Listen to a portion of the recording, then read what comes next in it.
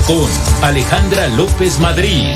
Muchas gracias por continuar con nosotros y es momento de darle la bienvenida a Luis Carlos Palomar Mendoza. Él es director de AMDA Veracruz y Tabasco. ¿Es así? Luis, bienvenido. Muchas gracias por tu compañía esta tarde para platicar sobre los autos usados.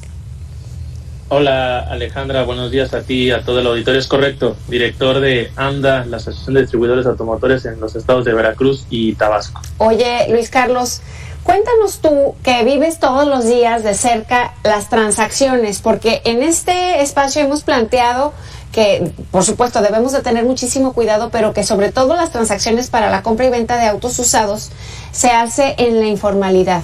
¿Es así? No necesariamente, y creo que es muy importante apuntar el tema.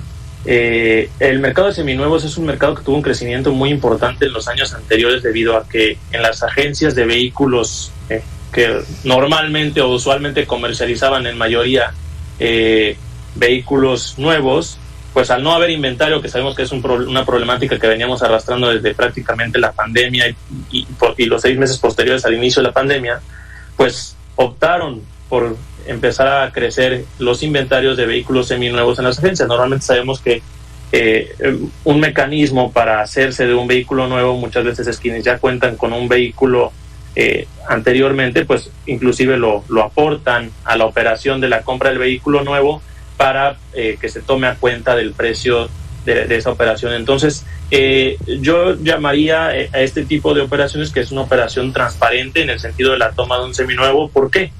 Porque a diferencia de cualquier otra transacción de esta naturaleza, en las agencias de autos tienen distintos mecanismos para asegurar que tanto ellos al tomar el vehículo como al comercializarlo nuevamente, pues sea una operación segura para el cliente final de esta operación.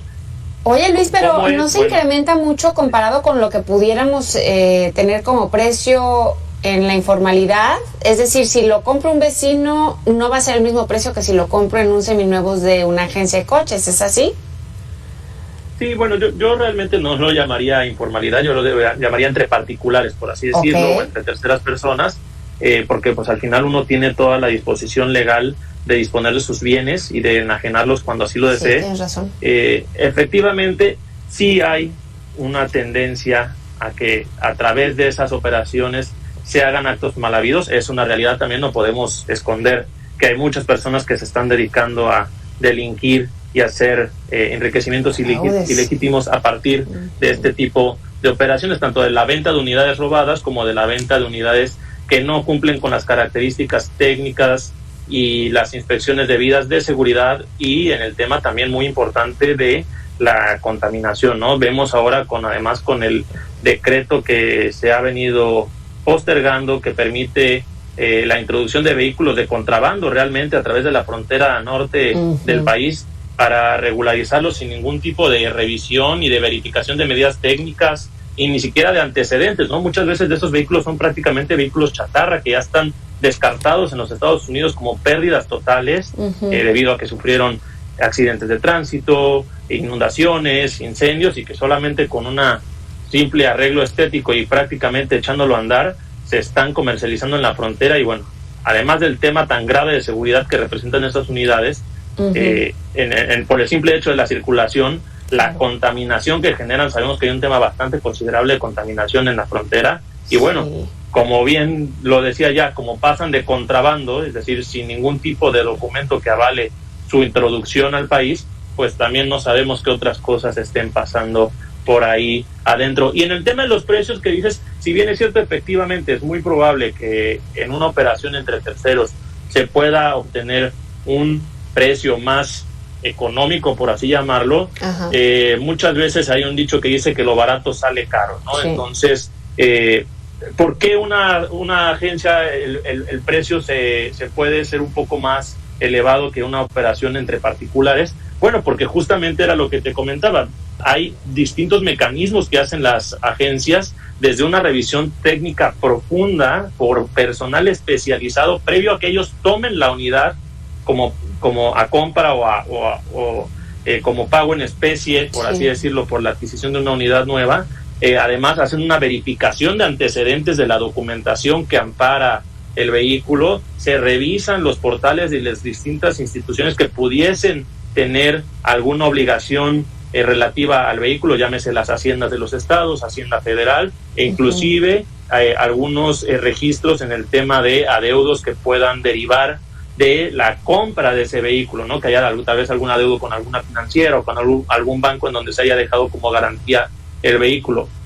Esto cubre, por así decirlo, de una esfera de seguridad la operación, además en el tema importantísimo que es la validación de las facturas.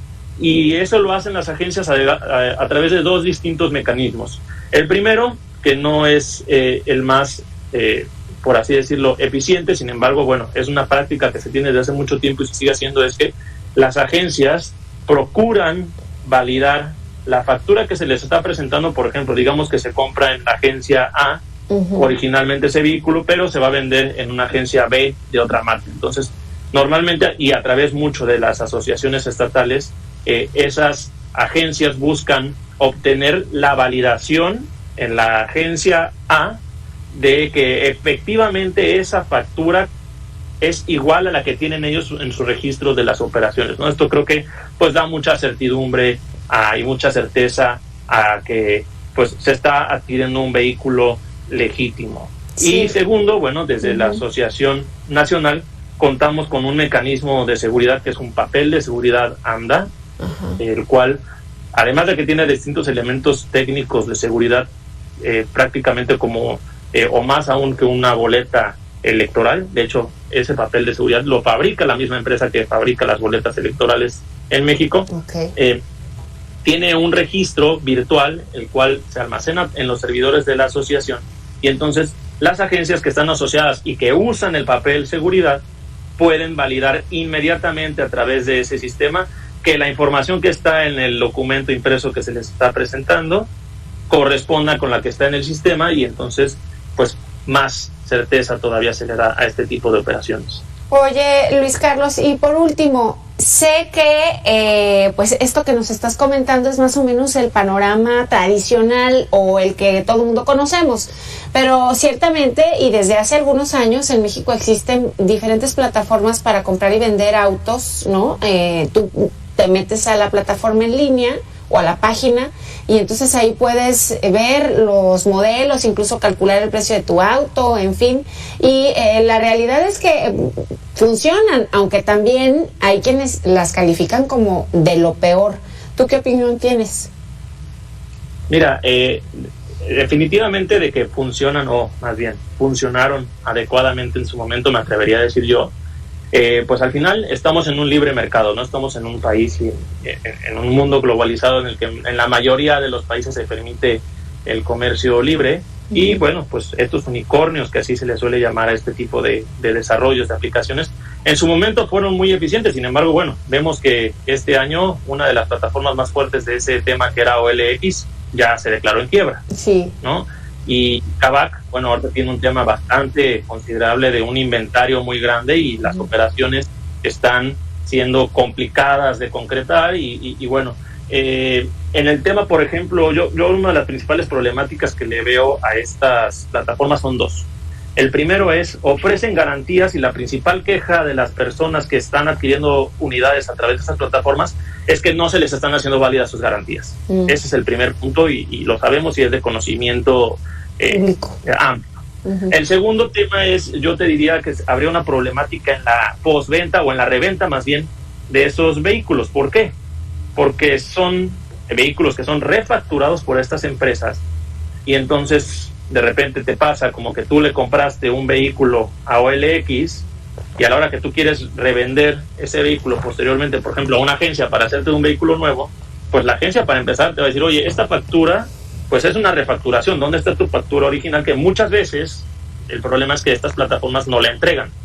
Ese es el punto número uno. Y el punto número dos es, ¿cómo valido yo si la empresa ya cerró, si efectivamente esa factura es legítima? Entonces, pues vaya, son las áreas de oportunidad que tienen estas plataformas, además de que vinieron a inflar el costo de los vehículos seminuevos en un tema bastante considerable porque se compraban caros y se pretendían vender caros, entonces esto elevó el costo del mercado de los seminuevos, que ya una vez más está empezando a sentar, porque la gente al final está volviendo a comprar a las agencias. ¿Y qué tuvieron que hacer las agencias de autos, de distribuidoras de autos? Pues empezar a apalancarse a través de financieras, a través de bancos, para poder ofrecer tasas bastante atractivas y la opción de ya poder adquirir un vehículo seminuevo en un periodo mucho más amplio de lo que normalmente se daba, que eran alrededor de 24 a 48 meses a lo mucho. Ya vemos